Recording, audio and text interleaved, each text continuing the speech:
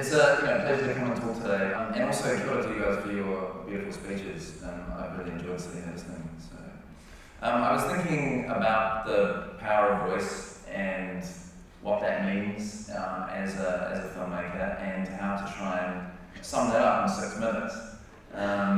And it kind of got me. It reminded me of a filmmaker that I really admire. A guy called Aotearoa, who's done films like Napier and Children of Men, and most recently Gravity.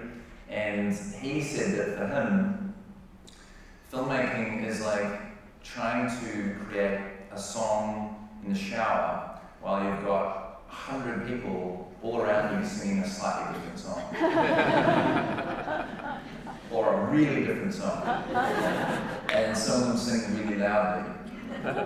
And that for me felt like a really quite simple but really astute way of looking at the challenge of being a filmmaker, and trying to sort of hold on to what it is that you're trying to do with making a film. And then with voice, when it comes to voice, for me that was kind of 2 things. One is finding your voice, knowing what that is, and the other is protecting your voice.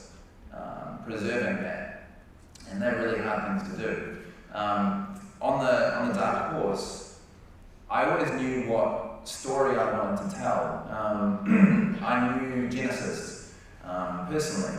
I knew the documentary that had been made about him. I knew the things that kind of interested me and that really connected for me. It was things like mental illness, the struggle with mental illness, a feeling of displacement in the world.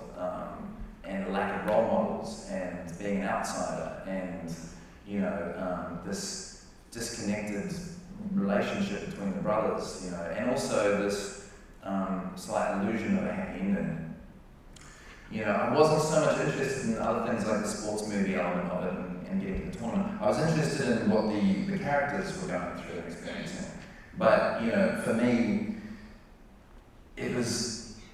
it wasn't about, for an example of voice, I never wanted the film to end at the tournament, which would be an obvious choice for a film like The Dark Horse, with this, the way the narrative plays out.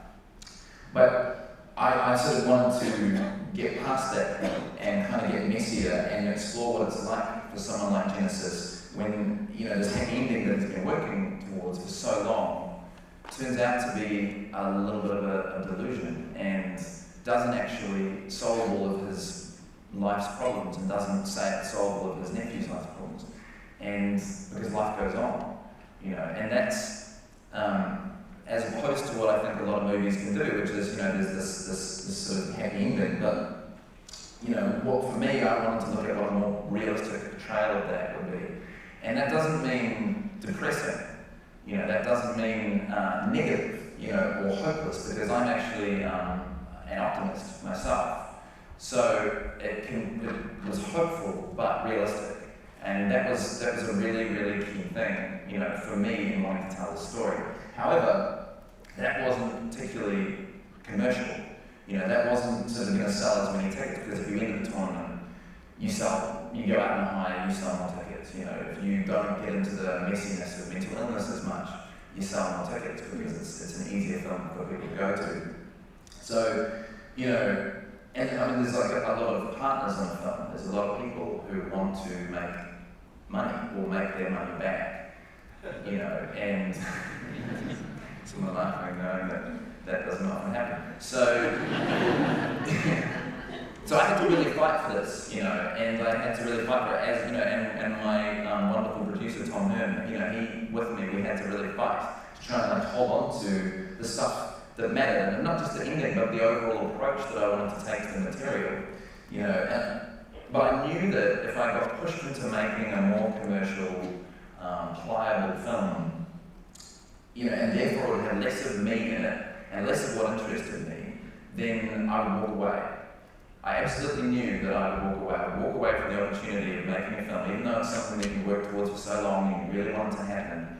For me, it was so important that the integrity of this film was there, or I just didn't want to do it. And if I walked away, it meant that I probably wouldn't get another shot. But that's how much it mattered to me, because filmmaking is so hard. I mean, it's such a hard thing to do. You know, I think about like the sacrifices that have had to be made, you know, in order to do it justice and to really do it justice. You know, if I think about the hours that, you know, I've worked on this film at various times, you know, like 25, 26-hour days, and then sleep for an hour, and then get up and do it all again. You know, going for like weeks at a time on no more than 1 or 2 hours sleep a night.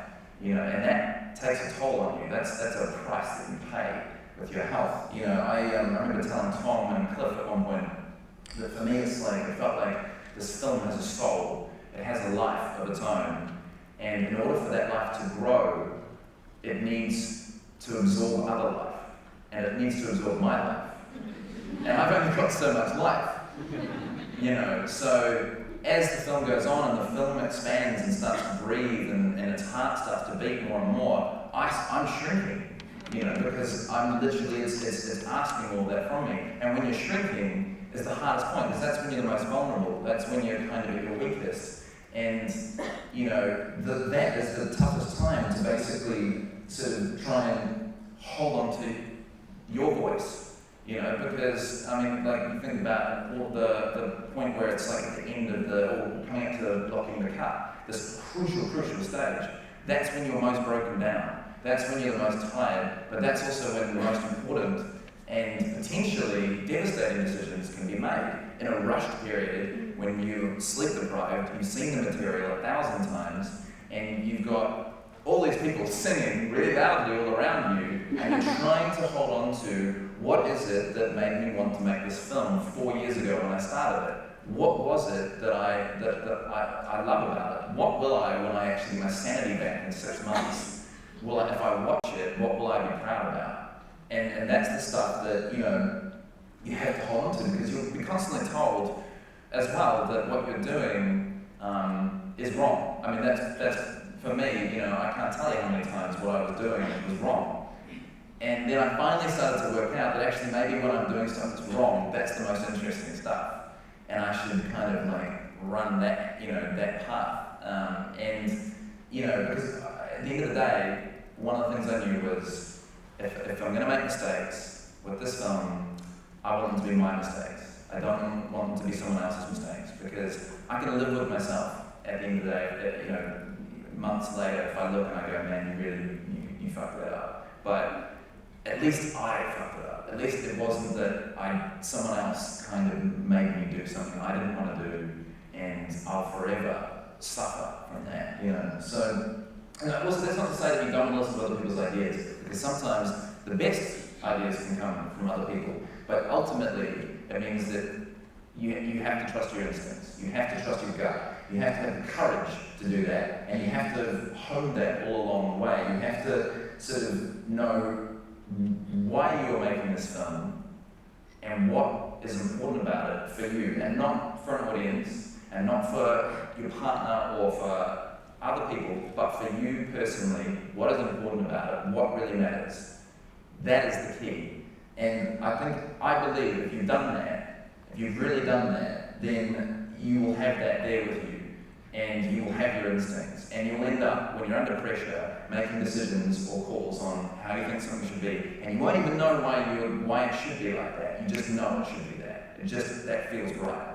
And that's the zone that you've got to get into to manage the 100+ decisions that you have to make every day, like that. So, you know, ultimately, for me, with The Dark Horse, it was not at all about getting rich, or getting famous, or career aspirations in the end. Ultimately, you know, I mean, I reached a place where I went, this is the last film I ever get to make, because I'm being so stubborn about what it is that I want to do with it, with my vision. You know, if that means that if this film doesn't do well, it's the last film I ever get to make, I'm okay with that. I'm at peace with that. I really reached an absolute place of peace with that. And because instead for me it was about telling a beautiful story in the most beautiful way that I could, with the most emotional truth and authenticity.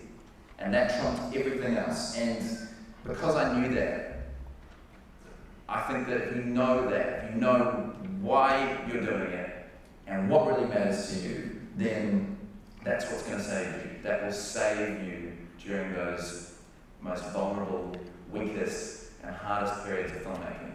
And I think that is what will make it all worthwhile. And I think that is what will create beautiful films. So, thank you.